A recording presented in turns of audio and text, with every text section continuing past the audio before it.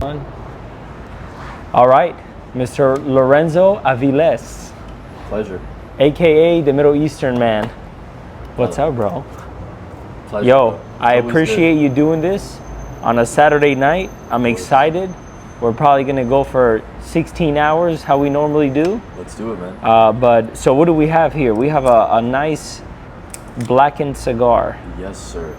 Yes, sir. One of All my right, favorites. I am excited. I am excited.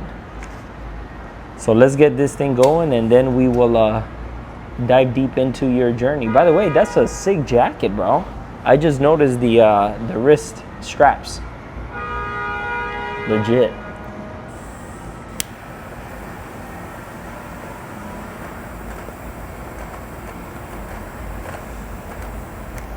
I appreciate it. Thank you. We actually designed this a long time ago, me and my brother, when we had our fashion brand. Mm-hmm. So on the back, we'll show it a little bit later, but on the back, it has writing in paint. It says, "This is stolen." Oh, wow. By the way, I can't wait to show you my socks. You what? Ooh. God bless the USA. Are we talking politics today? We're talking everything? We're talking everything. So let me give you a quick rundown of the podcast and the idea behind it. So I'm always inspired by people's journey, people's life story, and throughout their life, what made them interested in entrepreneurship and going into business for themselves and doing something along those lines. Because you're an entrepreneur, bro. You've done so many different entrepreneur things. So me understanding okay, how did you grow up? What was your story? What happened in your life that kind of opened up your eyes to wanting to become an entrepreneur and go on that journey? So that was the idea of the podcast, is sometimes people see people's success, but they don't understand the journey. And for me, I like studying people's journey more than the success that they end up having. So that's what the podcast is really all about, man. But let's go, man. Let's get the ball rolling. The cigar is going. So let's start from the very beginning. Okay, so where were you born and where did you grow up? Yeah, so born in Puerto Rico. All my family's from Puerto Rico. Mom, dad met in Puerto Rico. Then when I was born, my dad was already in the Marines. So shortly after, we started moving, started traveling. So I was raised all over the world. You know, I lived in Texas, New York, Japan, so a little bit of everything. But now I've been in Miami for 4 years, and I love it. This is the best city ever. And yeah, man, it's been a crazy, crazy ride. So you're born in Puerto Rico. How old are you when you leave Puerto Rico? A few years old. 3, 4 years old. So you don't remember much about Puerto Rico? Well, I remember a lot because we would visit a lot. Oh, okay. Throughout my childhood, we would probably go to Puerto Rico maybe twice a year. Oh, So okay. we would visit a lot when I was growing up. And then once we moved to Japan, we stopped visiting as much just because it's so far. By the way, how was that? How was that Japan experience? Amazing. So at what age did you get to Japan? So Japan was all of middle school. So I went in 2009 through 12. Wow. So I was like 10 to 13. And it was 10 to 13 in Japan. Yeah. So it was all middle school, 6, 7, and 8. So you remember everything. Okay. So walk me through kind of that cultural shift from going from the US to Japan, and what did you experience in Japan that was different compared to this side of the world? Yeah, so the biggest thing is when we first landed there, you know, I was young. I was 10 years old. It was summertime. And I remember moving into the tiny apartment that we had. We moved in, and then like a week later, I started school. So it was very little time to adjust. It was like getting thrown in the deep end and just figuring it out. But Japan was amazing. You know, the people are extremely kind. The culture is beautiful. The food is great. And we lived on a small island called Okinawa. Mm-hmm. So it was very tropical. Okay. So winters very mild, 50, 60 degree winters, right by the beach. You know, the school I went to, Leicester Middle School, I could see the beach from my classroom. That's sick. So it was amazing. It was an amazing experience from the minute we got there to the minute we left. And you moved around because your dad was in the military. Correct. What branch? Marines. Beast, huh? So you spent you grew up pretty much with both parents in the picture. Yes, sir. Okay, and how was your relationship with your dad and your mom? Amazing. To this day, amazing. It's funny because when you grow up, at least this was my experience, I saw my dad as my dad, right? My father. You know, he was very strict, but he was very loving. So my mom is a kindergarten teacher, so she's also very loving, but also they love very differently, right? So my dad, from a very early age, made us work out, made us do sports, and showed us that grit and that sacrifice and, you know, the actual importance of hard work and dedication. And my mom did the same, you know, because my father and my mother both always worked. Always, till this day, they still both work. So my relationship with them is phenomenal. I mean, they're amazing parents. I couldn't be luckier to have them as my parents, you know, and growing up, they just taught us so much perseverance. You know, we went through a lot growing up, but they did very, very well with kind of hiding the bad stuff. So for me, my childhood was amazing. And you have a twin brother. Correct. And how was it growing up with a twin brother? It was great, especially moving around so much. I always made friends pretty easy. I just love talking to people, getting to know different people. But, you know, every 3 to 4 years, we would always move. So, you know, I would make really good friends and then kind of leave, and that would be a continuous cycle. So having my brother there always as, like, you know, my best friend and, you know, my other half definitely helped.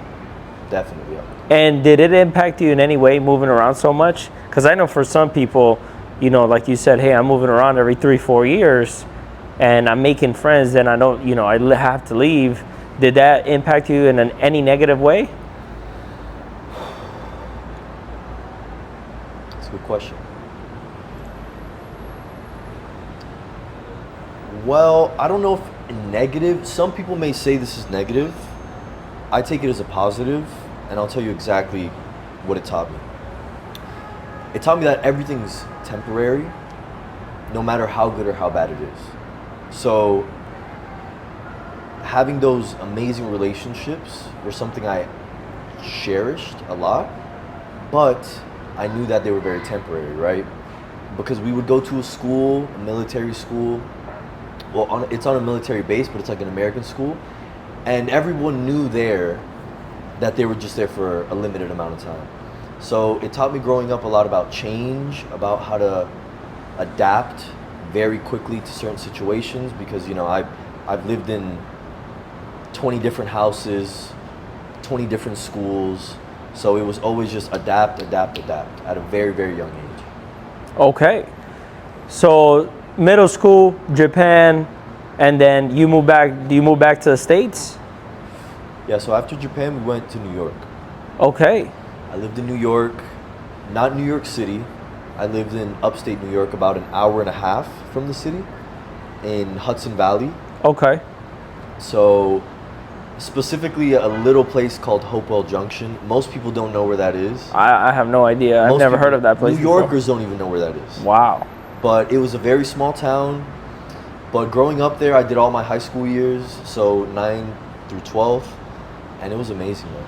It was amazing. The friends I made there, the environment, it was all 4 seasons. Wow. It was I'm telling you, an amazing upbringing, amazing childhood. We lived in a very nice home.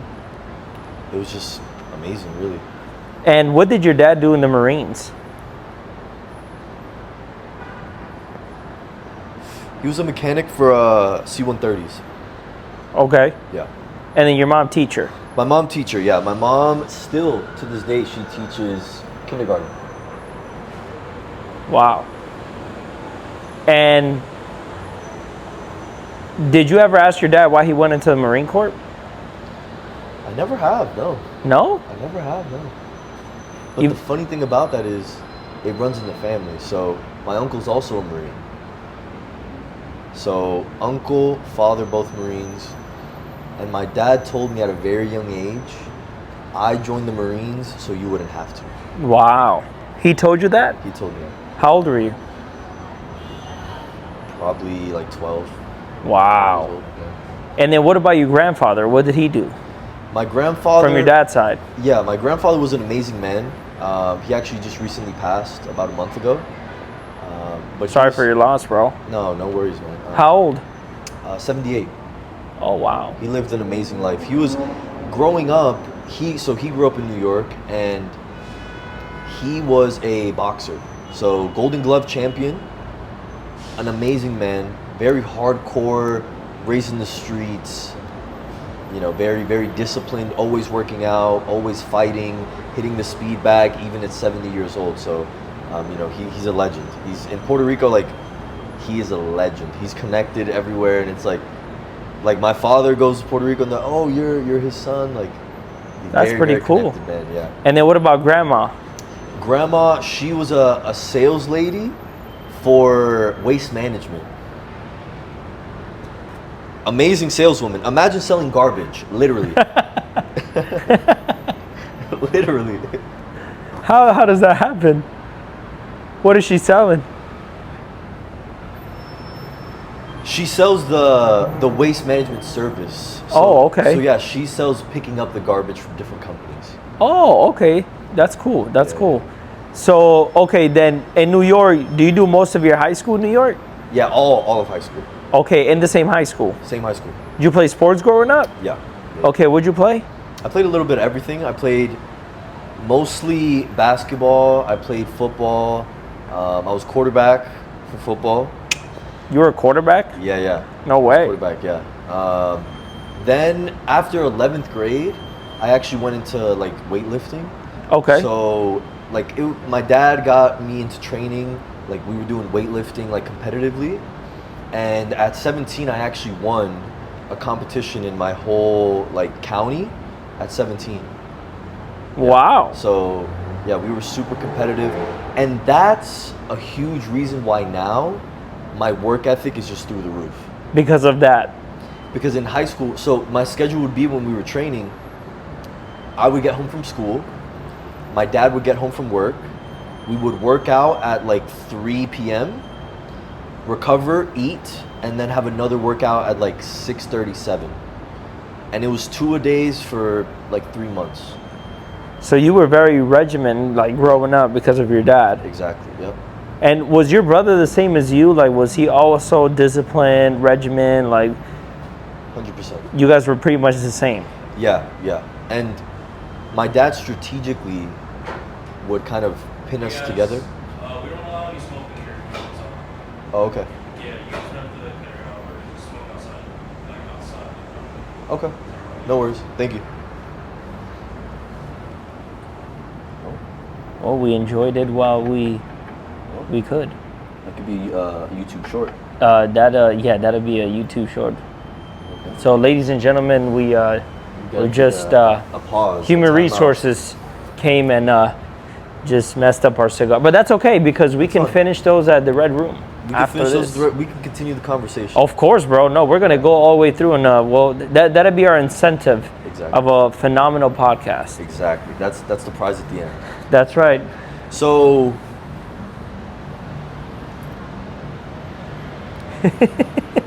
It's gonna go through too. Like this is gonna be all in there. Perfect. So yeah, my dad, he would like pin me and my brother against each other competitively.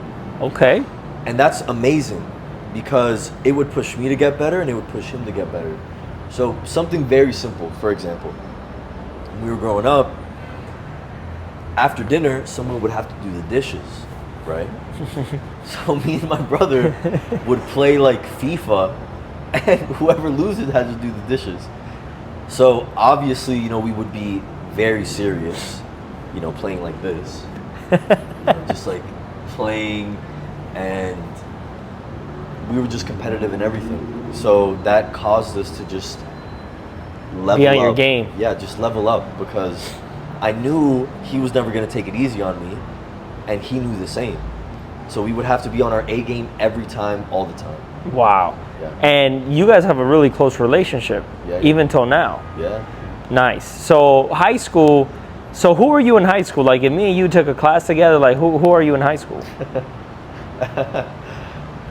Who do you think I was in high school? Like, what stereotype could you give me? I would say definitely, like, very pretty boy, Rico Suave. Yeah. I would say you probably were a sneakerhead in high school. Yeah. You're probably like me, bro, like class clown. Yeah. You were very personable, got along with everybody. You were definitely not getting bullied. You were probably the bully. You hung around with everybody, so you were probably with all the people that played basketball, football, all the sports, right? Yeah. Weightlifting, so you were pretty diverse. You kind of give off like prom king vibes. I don't know why, but you probably give off prom king vibes. Like, you were pretty popular in school. You do not give off like you were part of SGA, right? Like student government, shit like that. You were not that type. No. And you probably were pretty cool with the teachers. Like, teachers got along with you. No. Definitely not. Definitely Okay. not. Okay. So they didn't get along with you. Yeah. Rico Suave, ladies guy, sneakerhead, well dressed, class clown, play sports, got along with everybody. That's typically what I normally get with very good salespeople, very good entrepreneurs, is that they were chameleons when they were in high school. Like, they could fit in with every group. So Yeah. Is that pretty spot on? That's pretty spot on, man. In high school, I was actually voted Mr. Flirt. Mr. Flirt? Yeah, I didn't even know that existed, bro. Neither did I, dude. Because in high school we had something called John Jay Man, right? That my high school was John Jay, so it was like a beauty pageant for all the senior class. So the senior class would vote on, like, for example, it would be Mr. 4.0, Mr. Artsy, Mr. Flirt, Mr. Athlete, whatever. So I was voted Mr. Flirt. To my knowledge, I did not know. I just saw, I was like, what the hell? So, to my surprise, but yeah, in high school, I loved talking mostly to girls, and they liked it too. So, I was really good with the girls. School, not so much. I just didn't try because I didn't care. I really didn't care. I didn't want to learn about the Pythagorean theorem. I didn't care about algebra. My favorite class was lunch and gym. So, Like most of us. right? But yeah, in high school, I always loved hosting. So we had parties almost every weekend. From like junior year to senior year, I would say every single weekend we were out partying. For 2 years straight, every single weekend. There was always something to do. People were throwing house parties, coming to my house. We would host like movie nights. I loved hosting. I loved talking to people, going to parties. That was who I was in high school. Oh, wow. Not much of a homework kind of guy. I know my last 2 years of high school, I didn't do any homework. I would do it in the class while the teacher's talking. Do the homework And you're real quick. class of what? 2016. Okay, so you graduated a year after me. Yeah. Nice. So high school, you graduate high school in New York. Yeah. So what comes next? So right after high school, shortly after, I would say 2 months after, maybe less, we moved to Texas. My dad retires from the Marines. He retires in Texas. How long was he in the Marine for? Total 20 years. 20. He did 20 years. He did 20 years. He did 2 nickels. Sorry, 2 dimes. Wow. Yeah. Long time. Okay, so Texas, he retires. Yeah. Then I go to a community college because my grades were so bad. And then after the 1 year in community college, I go to Texas Tech. I go to Texas Tech for a year. And during my period in Texas Tech, me and my brother, we start our first fashion brand. So we start our first fashion brand. We start with streetwear. We start with, jackets, shoes, bags, everything. And at that time, Facebook ads were super cheap. So we would just blast Facebook ads. We got a few sales in the beginning. And then because we got that early success, like we just decided to drop out of school. Wow. Yeah, very quickly, very quickly. And what made you guys want to get into that in the first place? Funny story. So one night, me and my brother are just watching TV, and we just noticed that all these brands that are charging thousands and thousands of dollars for jackets, bags, whatever, we're thinking those bags look just like regular bags that are $50. So we're like, why don't we try to do that? And that's what happened. That's what started it. So we tried, and we did it for 5 years. A lot of bumps, but we ended up basically breaking even. We made a good amount of money because our prices were designer prices. We would charge like $650 for like a crop top hoodie. Wow. Yeah. So things like that. I mean, we charged very, very expensive because our packages were an event. So the company was called Chrysos. And Chrysos? Chrysos. Chrysos is the god of gold. So every single package would come in a briefcase with a password. The item would be wrapped in gold silk. So you would open your briefcase, gold silk, wrapped. You would unwrap it, and then your product would be there, all limited. It was almost like we were selling art. Oh, wow. Wearable art is what we would call it. And yeah, we did that for 5 years. We had pretty good success. We got models to model our clothes. That's the reason we moved to Miami, actually, because of that company. So yeah, that was our first like actual venture into business. Now, did you, in terms of entrepreneurship, right, like going into business for yourself, because that's you going into business for yourself, did you know anything about entrepreneurship prior to that? No. So zero. Like you didn't even know what the hell an entrepreneur was. I don't even know how to spell it. I didn't even know how to spell it. Wow. You just kind of said, man, let me just give this a try, see where it goes. Yeah. What about your brother? Did your brother have any idea about entrepreneurship or no? Nothing. Just two brothers, curiosity, man, this is cost this much, we can give it a try, let's see where it goes. Facebook ads, and you do it for 5 years. 5 years is a long time, by the way. It's not like, oh, I tried it for 6 months. Yeah. You gave it 5 years. We started at 18. Wow. Yeah. So you took it till 23. Yeah. Okay, so now you're 23 years old, and you say you moved down to Miami. Yeah. Brickell. Yes. Okay, and you moved from Texas, you and your brother come here. Correct. By yourselves. Correct. And what was the thought process behind that? So you're living at your parents. Yeah. And you got your business going. You drop out of college. Now, coming from a teacher mom, what did she say when you dropped out? She couldn't believe it. Oh, she was just in shock, because the way me and my brother did it was, so this is the mindset that me and my brother have. 0 or 150. There is no in between. What I mean by that is, since we were so committed to the fashion, we knew we were never going to go to college, but we needed to secure that we would never go to college. What I mean by that is, we had a competition to see who would get the lowest GPA. No way. So our finals month, we missed every single test. Zeros across the board.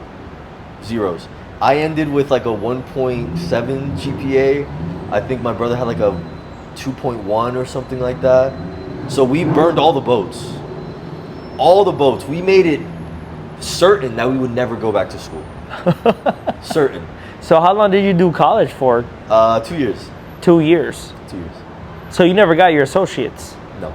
You just kind of did college for 2 years? Yeah. Wow. Yeah. So that's crazy, bro. Yeah. Even in that, huh? Competition between the bros. Yeah, it's that's always cool. a competition, yeah. So you moved to Miami. What year is this? We moved to Miami in 2021. So right after COVID. Yeah, right after COVID. Okay, you move out here, and how's life in Miami coming from Texas? Unbelievable. I have never been to anywhere like this, right? Like I've lived in a bunch of different places. You know, I visited Hong Kong for a long time. I mean, and nothing compared to Miami.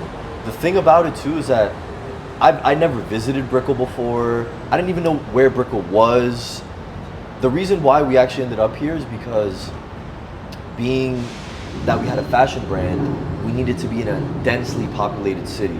So it was either New York, LA, or Miami. New York, we went and they denied us rent. Oh, wow. Because in New York, at the time, I don't know if this is still the case, but at the time, you had to make 40 times rent. 40 times rent? Yeah, 40x. So whatever your income, it has to qualify 40 times. So if it's 5,000, 200,000 you had to have an income. A month? No, a year. A year. But the reason why, again, I don't know if it's the same rules now, but back then, it was almost impossible to evict someone once they're in the actual unit. Oh, okay, that makes sense. So that's why they were so strict.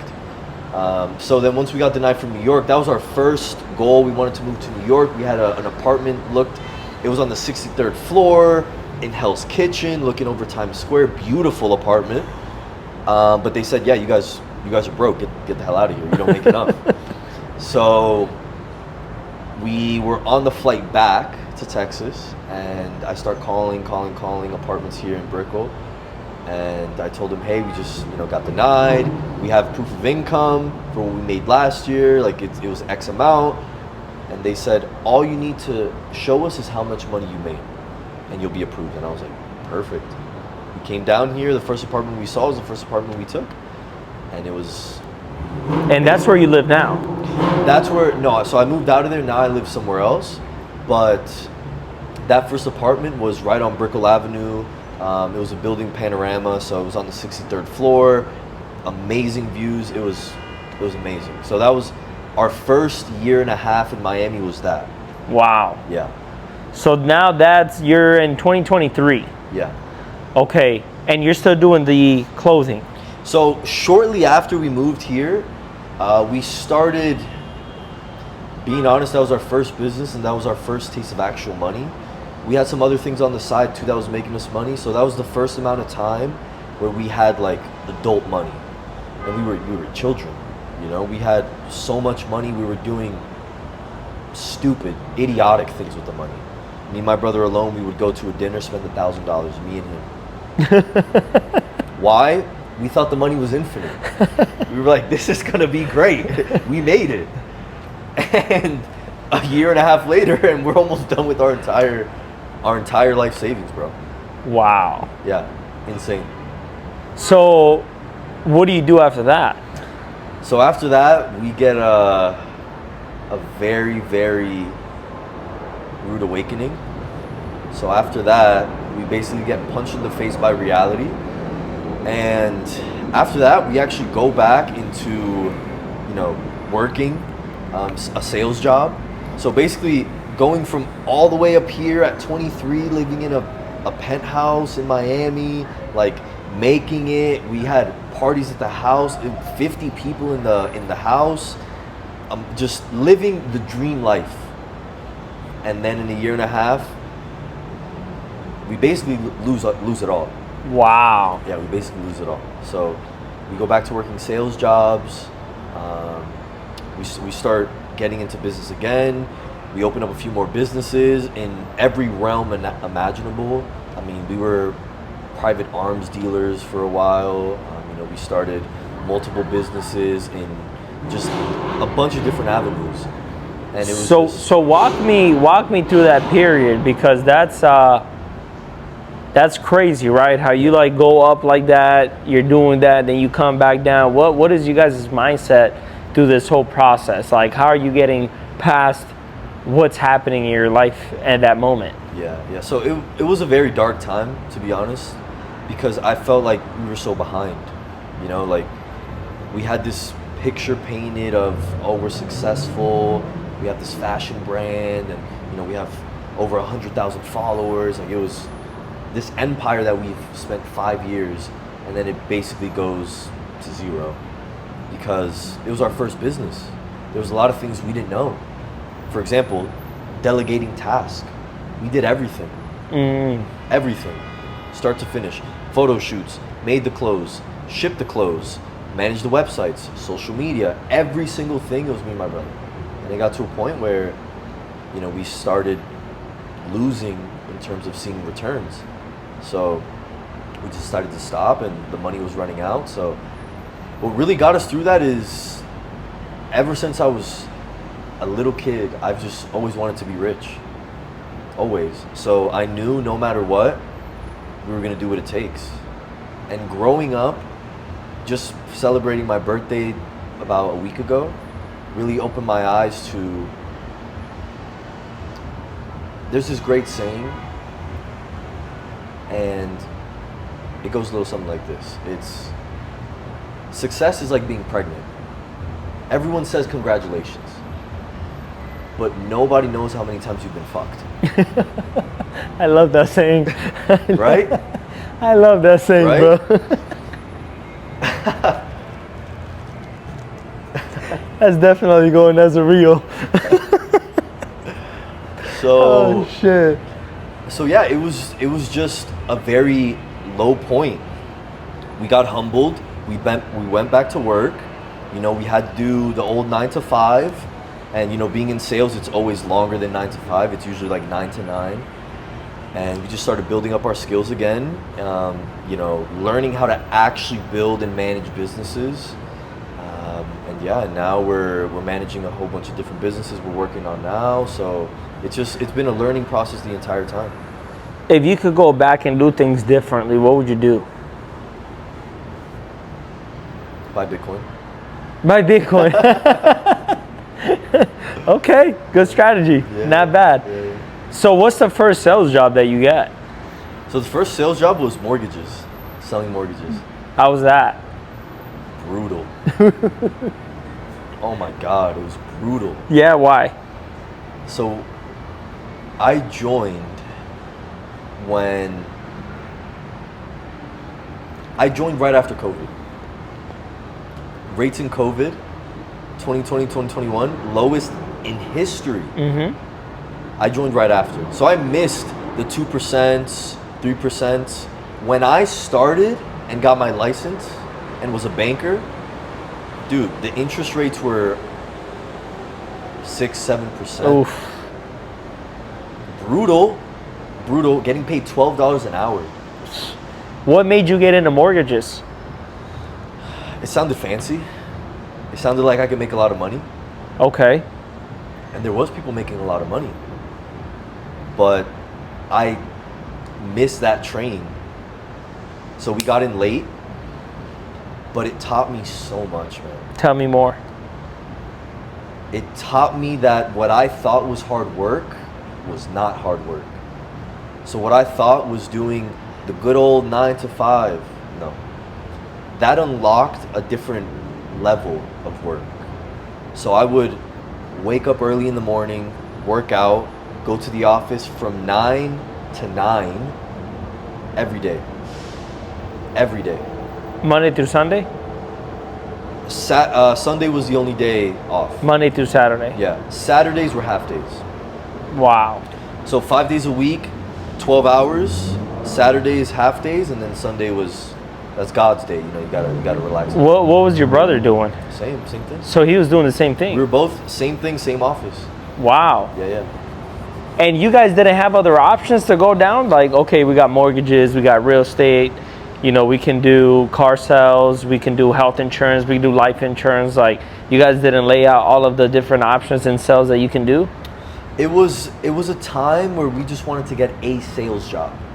So we saw that the sales job that we applied for, I was like, mortgages, they'll never take me. I have no idea anything about sales. I've never worked for a bank. I've never worked for a lender. Who'd you work for? Network Capital. Okay, here in Brickell? Yeah, Gotcha. yeah. So how long did you do mortgages for? So I did that for about 1.5 years, and then I stopped. I stopped because it just wasn't worth it. No one was making money. Our office went from like 80 people to like 4. Damn. Holy moly. Yeah, it was really bad. That's not good. Yeah. And so what comes after that? What do you get into? After that, we just keep finding different sales jobs to make as much money as possible. I get into selling gold for a while. I sold gold for a little bit. That was another very tough business that just upgraded my sales acumen. Then went back into mortgages like years later. So mortgages, you get into gold, right? When are you an arms dealer? The arms dealer was before. When is this? The arms dealer was before mortgages. So after the fashion brand basically goes to zero, we start building multiple businesses after that.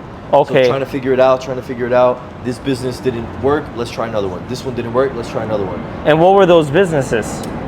Bro, it was, arms dealing, it was some crypto stuff, it was, we did just tailoring clothes, like suits, things like that for a little bit. It was almost everything in the wheelhouse, dude. We just kept bouncing. Maybe that's why we didn't really find much success, because we would do it for a few months, didn't find success, move to the next thing, and then so on and so on. Gotcha. Yeah. So, okay, then you're selling gold. Yeah. Then what comes after that? Back into mortgages. Back into mortgages. Yeah. Now, at what point do you get into the life insurance industry? You get your license and you start working for that prior company. So that was right before gold, when someone told me, the reason I got into life insurance, being completely fair, is because someone showed me their check of how much they were making. So I was like, I could do that. And they showed me the ropes, and then they said, here, you do it. And the problem with that was that it didn't go as good as I thought.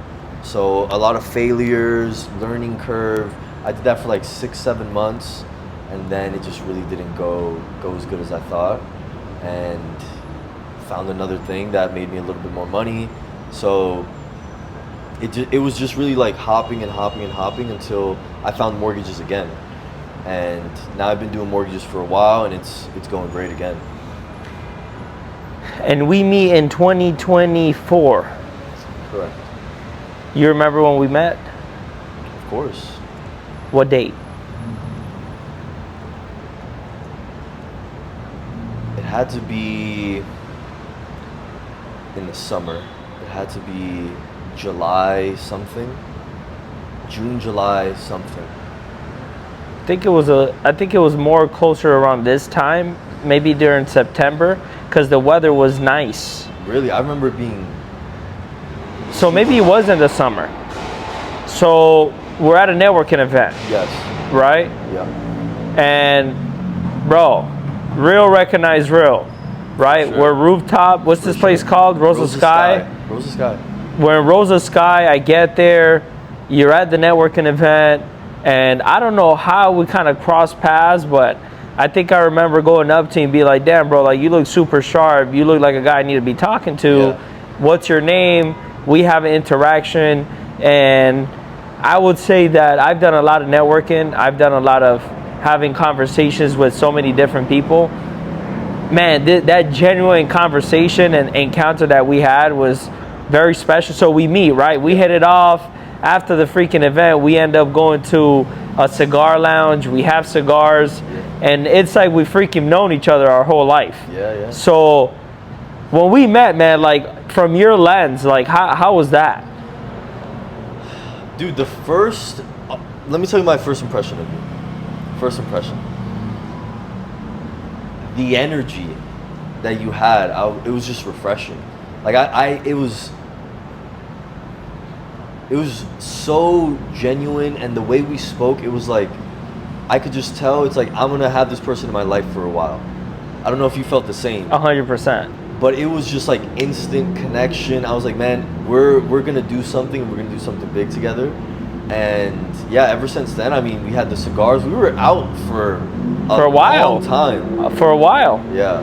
We had cigars together, and I mean, you told me you were at the time at the practice company that you were licensed, but it was something that you were kind of doing. Yeah. So I didn't really like, all right, cool, whatever. And it's such an interesting history and story, man, that we went down on with that. Because I remember like, yeah, bro, like I'll never go and be with you, work with you at all whatsoever. Don't even bother. It's like, all right, all good, right? And then certain things kind of happened, and you ended up actually going to our regional event in January, right? Which was sick. What a great experience. Oh, man, it was amazing. We freaking had a blast.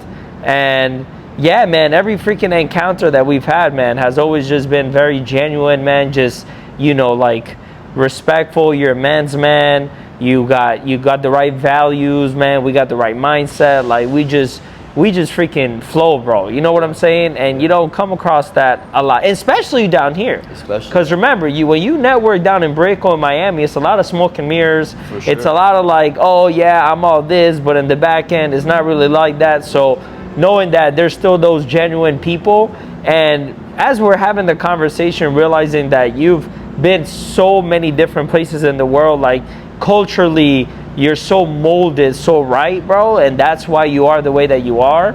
And you know, now you're back to doing mortgages. You were telling me you're doing pretty good doing mortgages. It's going good, it's going your way. Is your brother doing the same thing? Same, yeah. And in the same office? Different office. Okay. So now you guys still competing. Who's going to be the top mortgage We're guy? always competing. I love that, man. And so walk me through a little bit of your relationship journey, right? Because I know moving around back and forth, New York here, you know, throughout that time, do you have any girlfriends? Do you date anybody? Do you have a first love? Like, talk a little bit about that. Yeah, I mean, I had a first love in high school. But man, in high school, I just wasn't the girlfriend type, you know? I just was not the girlfriend type. I don't think I was mature enough to have a girlfriend. Gotcha. Just reflecting back on it, I was a flirt, you know. Mr. Flirt. Mr. Flirt. I just loved girls, you know? So it was very difficult to have just one. So in high school, I had a girlfriend for like 3 months. And we ended up actually seeing each other like 5 years later in Miami. Oh, wow. Yeah, we reconnected through like Instagram, and we saw each other like 5 years later, and it was amazing. Like we saw each other 5 years later, and it was like instant. People would be walking with us and say, "Oh my God, are you guys like in love? Like a long distance relationship?" Wow.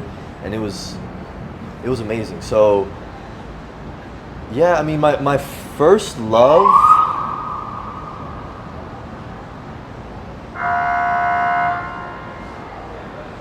My first love, I remember. Yeah, she was my first girlfriend, but you know, it just didn't work out, and it was me. I was the problem. Why you say that? Because I was just very immature, man. Like she was an amazing girl.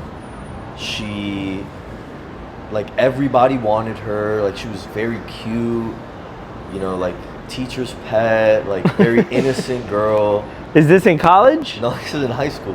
This is in high school, okay. And yeah, we went out for a little bit, and unfortunately, you know, that man that I was back then was just very immature. You know, I ended up breaking her heart. Like, it was, she didn't deserve that. She didn't deserve that.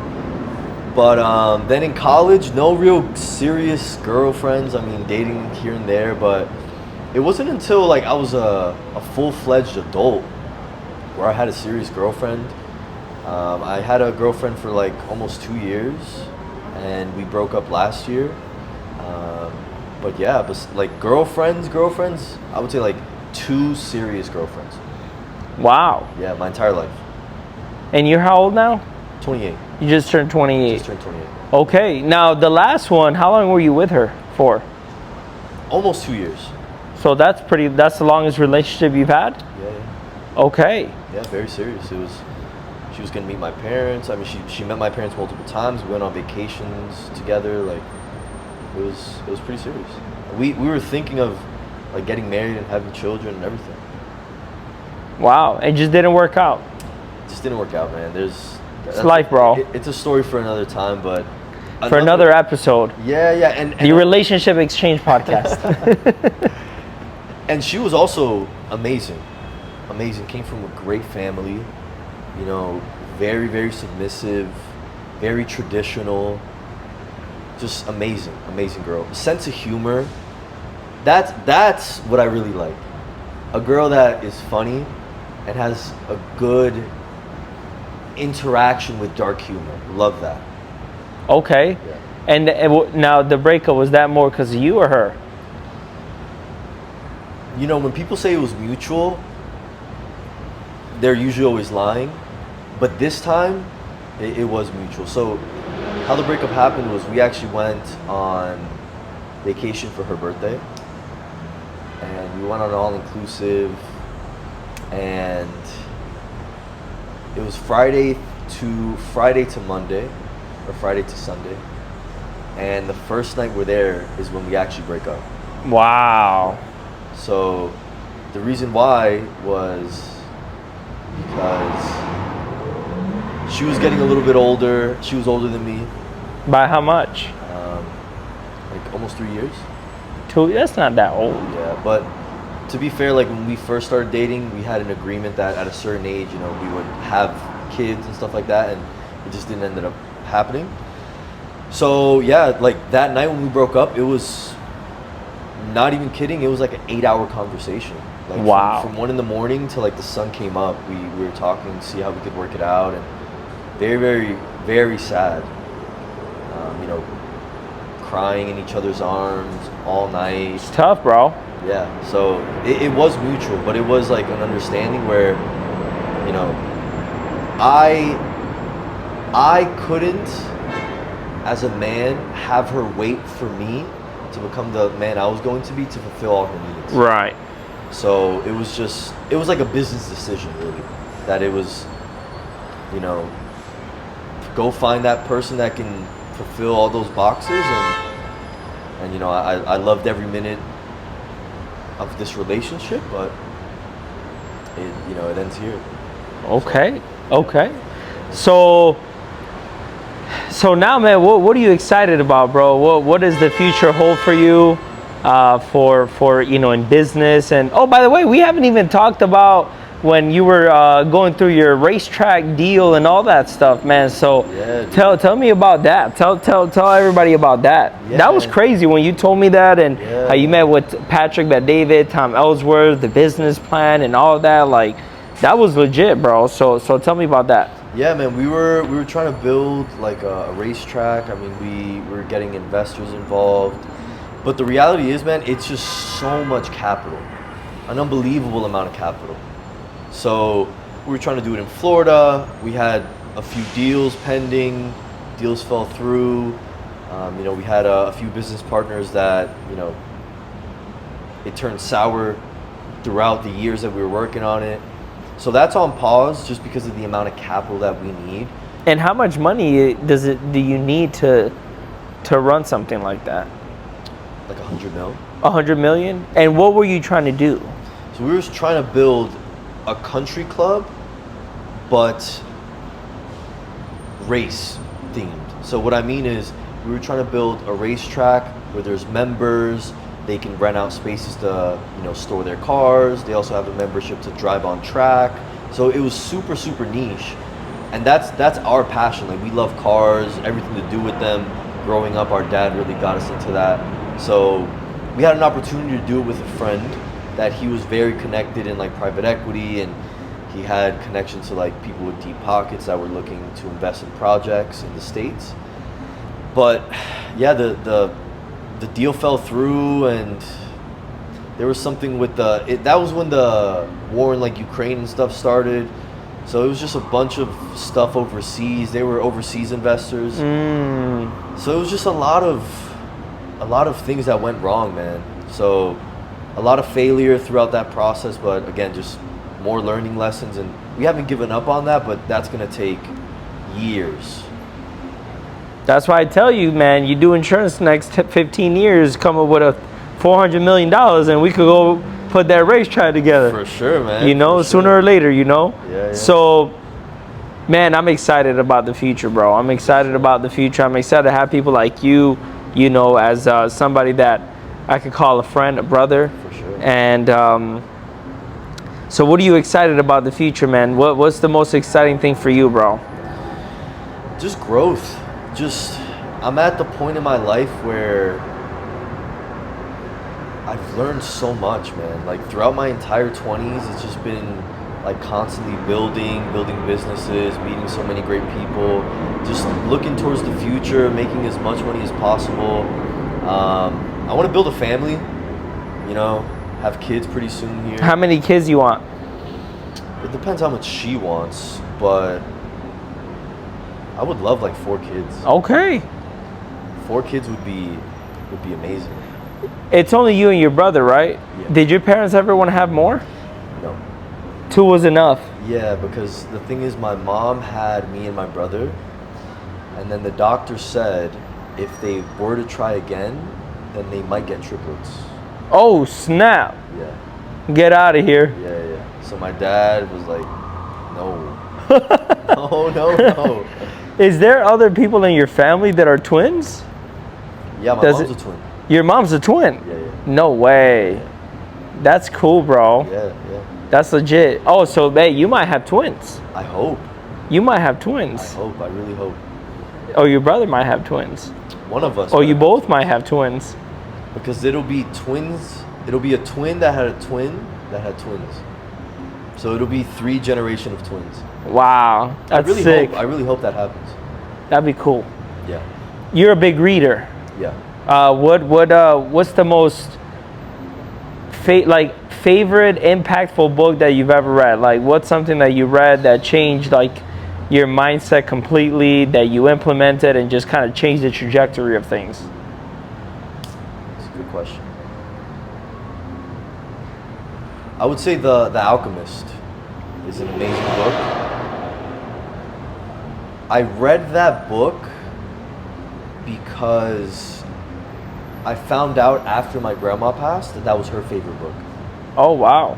Yeah, so I read the book. It's a very easy read, but it's just so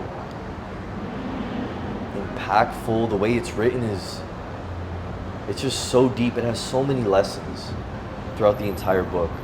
So that book really changed my perspective. And a book I read pretty recently was The Richest Man in Babylon. Classic. Amazing Classic. Book. And with The Alchemist, what are some of those lessons that you learned in the book that you've gotten from it? Like, what stood out to you about the book? So the biggest thing is that everything happens for a reason, good or bad. So throughout that book, the main character learns his path through failure. So in one of the parts, there's some old man that he gave money to, never came back, swindled him. So he got a job at I think it was like a glass or crystal store. He made enough money, then he continued his journey. So it was just very impactful, because the book also says like, read this book once and then read it like several years later, because you're going to be in a different position in life. So that book I always pick up at least once a year just to really reflect, because it's just it's an easy read, and it's just so impactful. It has so many gems in there that can apply to you no matter where you are in life. Nice. And then what about The Richest Man in Babylon? By the way, that's a classic. It is a classic, man. So when you read it, like, what stood out to you about the book? So very similar to that, I think the biggest thing that stood out to me was, so there's a story, and like it's like multiple stories, the book.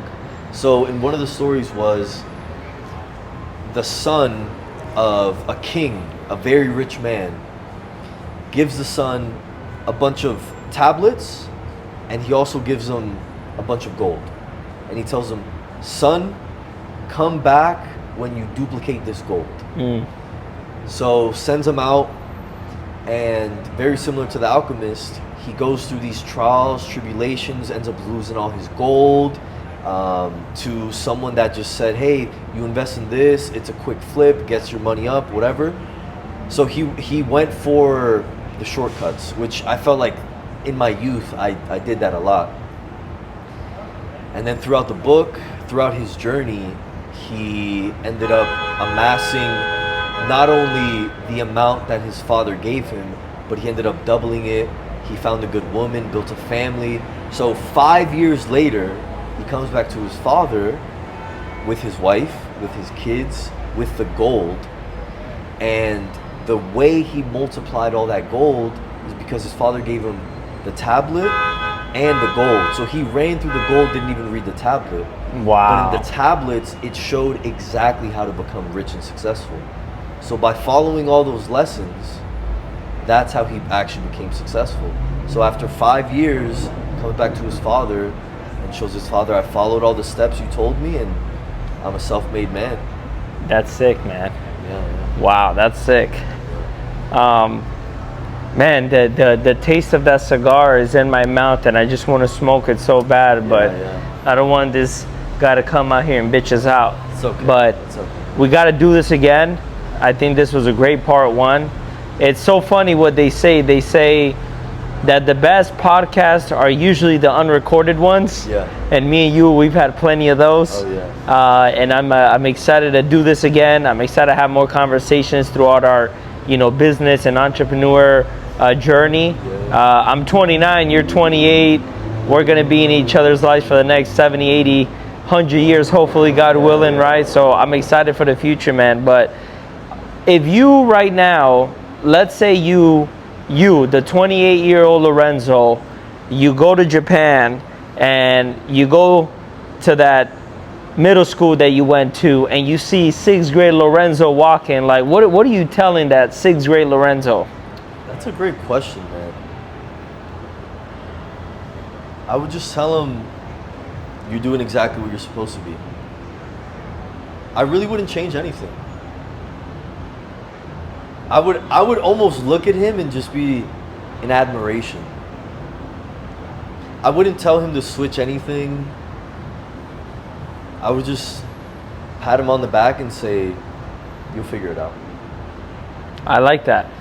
And what are you telling your 10-year-old self, like 10 years from now, old self, your 38-year-old self? We did it. We did it, baby. We did it. I like that, man. Appreciate you, bro. Let's go enjoy this cigar at the cigar lounge so nobody bothers us, man. And we definitely got to do this again, my brother. Of course, bro. My man. Of course, man. Love it.